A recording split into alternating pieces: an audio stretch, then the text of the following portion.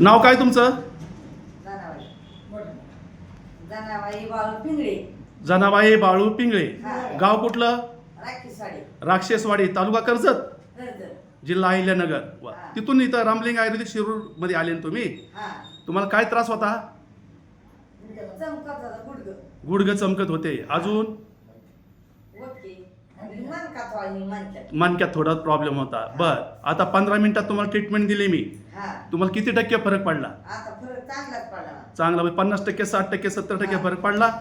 पहिलं तुम्हाला मांडी घालून बसता येत नव्हतं, पाय आखडता येत नव्हता, आकडा गेलं दुखायचा. आकडा गेलं दुखायचा, आकडत होता. पण आता तुमचा मांडी घालून बसता येतंय तुम्हाला. आता मांडी घालून बसते. दाखावर मांडी घालून बसून मला.